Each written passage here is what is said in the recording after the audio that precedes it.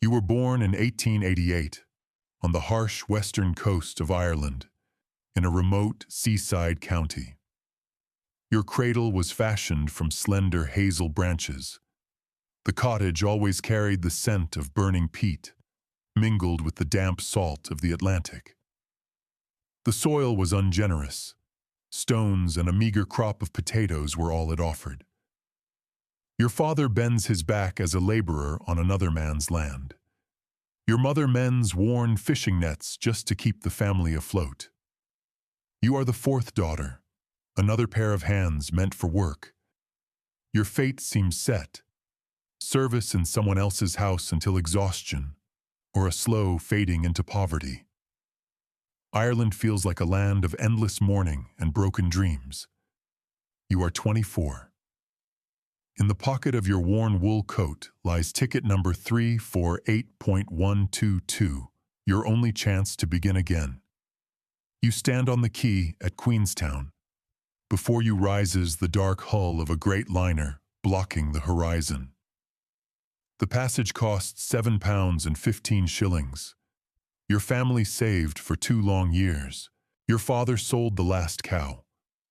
Your mother parted with her only pair of gold earrings. To them, you are hope, an investment in tomorrow.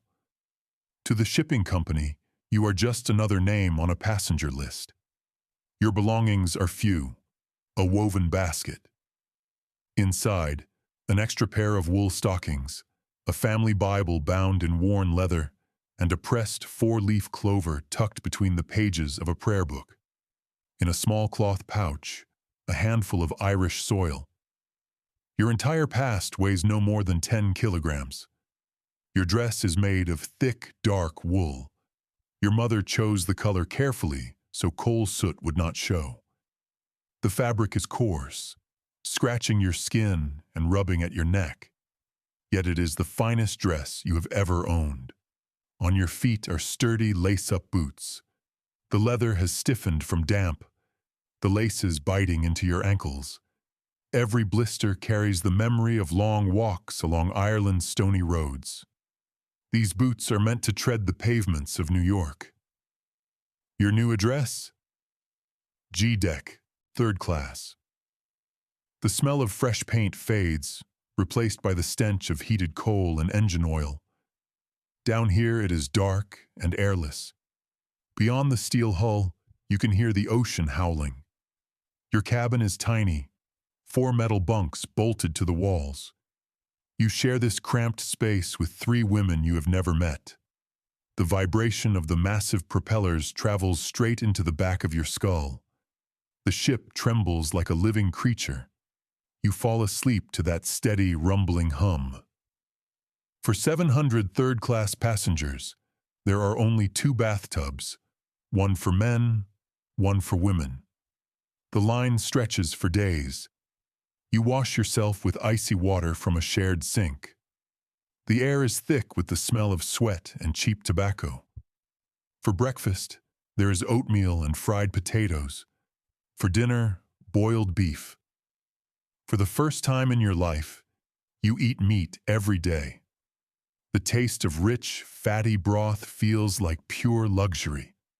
You carefully finish every last crumb of white bread. Boys from Cork dance a jig right there in the corridor. Heavy boots pound against the steel floor.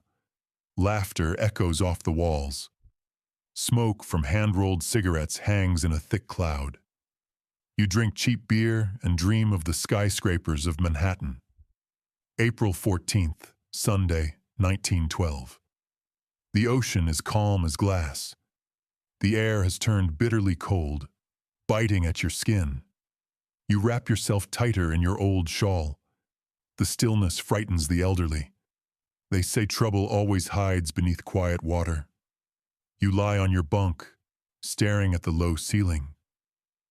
You think of your mother, of the way she waved her handkerchief from the pier. You promise to send money within 6 months. You do not yet know that this promise can never be kept. 11:40 p.m. You don't feel a crash, only a faint shudder, like a giant hand giving the ship a gentle push. Then the silence becomes complete. The engines stop. It is the most terrifying sound of your life. You step into the corridor. Something crunches beneath your feet. Small shards of ice that slipped in through an open porthole. From somewhere forward, you hear rivets snapping, sharp and rapid, like pistol shots. Steel is tearing under the pressure of the sea. You stand barefoot on the freezing cabin floor. The water is rising fast. It is not merely wet, it burns with cold. A dark flood tasting of salt, oil, and rust coils around your ankles. In the next compartments, cheap crockery crashes to the floor. Stewards in white jackets shout for everyone to remain where they are. The iron gates at the stairways are locked with heavy chains. Regulations of the United States Public Health Authorities. The poor must not mix with the respectable, not even at the end of the world. A filthy segregation of death. You refuse to wait quietly for your fate. Snatching up your soaked shawl, you climb into the narrow service lift used for dirty laundry and haul yourself upward. You burst out into the open air. The boat deck is flooded with blinding electric light. Orderly chaos reigns. Men in tuxedos smoke their final cigarettes, hiding the tremor in their hands. Officers with heavy revolvers at their belts struggle to lower the boats. You watch Lifeboat No. 7 drift away into the darkness, half empty. Lifeboat No. 14 hangs suspended on its ropes. Fifth Officer Harold Lowe waves a pistol at the crowd of panic-stricken men. Women and children only. His voice cracks as he shouts. You feel the deck tilting sharply beneath your feet. The boat begins its slow descent along the towering steel hull. The gap between the deck and the lifeboat widens by the second. You jump. Time freezes. The impact against the hard wooden bench knocks the breath from your lungs. Rough hands seize your shoulders. You are inside. You are alive. The lifeboat touches the black, mirror-like water. You look up. RMS Titanic looms above you like a vast, blazing castle slowly sinking into the abyss. The roar of escaping steam from the funnels drowns out every other sound. The great black stacks rise like the columns of a collapsing cathedral. Then, suddenly, the last lights flicker and vanish beneath the water. More than 2,200 people remain on board. At 2:20 a.m., the great ship breaks apart with a roar of tearing metal, over 100 decibels of raw destruction. It is not just a crack. It is the groan of a dying steel giant, a sound that drives straight through your spine. Then comes a silence, brief, unnatural, shattered almost instantly by screams. Thousands of voices rise from the water and merge into one endless cry. It is a sound no one could ever forget. It carries the taste of death and the icy indifference of the ocean. The frozen night air burns your lungs with every breath. The water temperature is -2 degrees Celsius. Salt keeps it from turning to ice, but it kills all the same. Cold shock stops hearts within minutes. Those who do not drown immediately simply go still. You hear the screams slowly fade, thinning into a faint whisper.